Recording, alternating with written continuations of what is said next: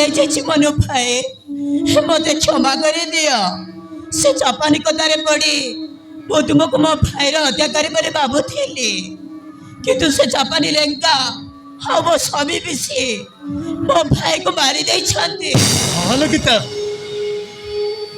ମୁଁ ମୋ ନିଜ ଆଖିରେ ଦେଖିଛି ସେମାନେ ଦି ଜଣ ତୋ ଭାଇକୁ ମାରିଦେଲେ, ଆଉ ଦୋଷଟା ମୋ ଉପରେ ଲଦି ଦେଲେ। ହେଲେ ବାବୁ, ଏ ସତ କଥାଟା କାହାଗରେ କହିଲନି କାହିଁକି? ଏ କଥା କହିଥିଲେ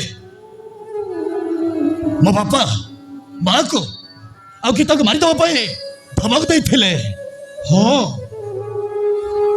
ସବୁ ଭୁଲ ମୋ ପୁଅ ସଞ୍ଜୟର। ତା ଲାଗି ଜାପାନୀ ଆଜି ଏତେ ସବୁକୁ କର୍ମ କରିଛି। ହଁ, ସବୁ ଭୁଲ ମୋ ପୁଅ ସଞ୍ଜୟର।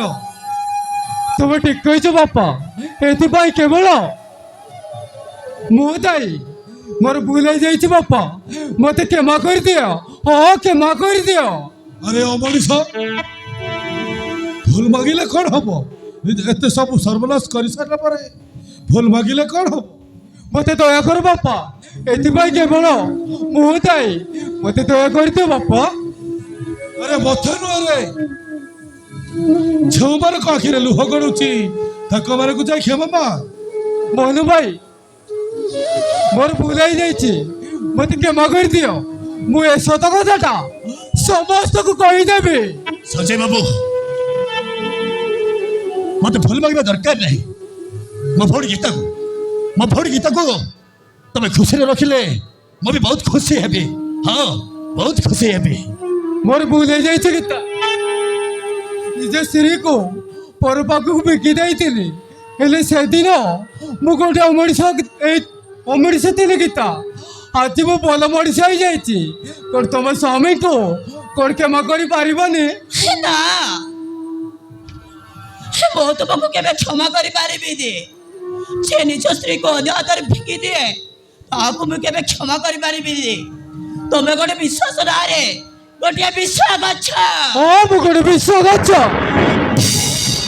ମୋ ଜୀବନରେ ମୁଁ ବହୁତ ପାପ କରିଛି। ମୋତେ ତାର ପ୍ରାୟଶ୍ଚିତ ପାଇବାକୁ ତୋରୁଟିଏ ସୁଯୋଗ ଦିଅ ଗୀତା। ହଁ, ତୋରୁଟିଏ ସୁଯୋଗ ଦିଅ। ହ୍ୟାଲୋ, ଏ ଗୀତା, ହ୍ୟାଲୋ ସ୍ୱାମୀ ପୁରା ଜ୍ୟୋତ ଠାକୁର ଗୀତା। ହ୍ୟାଲୋ, ସେ ତୋତେ କ୍ଷମା ମାଗିଲେ ତୋତେ ପାପ ଲାଗିବ ତୋତେ। ଏ ଗୀତା, ତାକୁ କ୍ଷମା କରି ତୁ ତାକୁ ନିଜର କରିନେ, ତାକୁ ନିଜର କରିନେ। ଏ ଗୀତା, ତମ ସ୍ୱାମୀକୁ କ'ଣ କ୍ଷମା କରିବନି? ତୋରୁଟିଏ କ୍ଷମା କରିଦିଅ ଗୀତା। ଓ ତୋରୁଟି।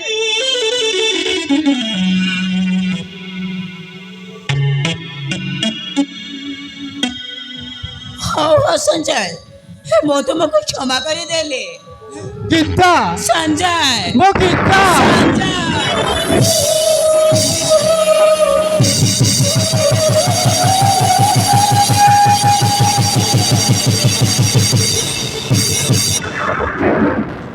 গীতা,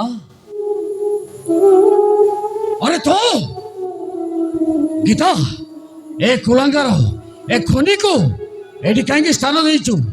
ଏଠାରୁ ଜୋତା ମାରି ବାହାର କରିଦେ। ମୁଁ ବି ସେୟା ଭାବୁଥିଲି ବାପା, ହେଲେ ମନୁ ଭାଇ ମୋ ଭାଇକୁ ମାରି ନାହାନ୍ତି। ସେ ଜାପାନୀ ଲେଙ୍କା ଆଉ ମୋ ସ୍ୱାମୀ ମିଶି ମୋ ଭାଇକୁ ମାରି ଦେଇଛନ୍ତି ବାପା। ଆଉ ମନୁ ଭାଇ ମୁଣ୍ଡରେ ଏ ଦୋଷଟା ଲଦି ଦେଇଥିଲେ।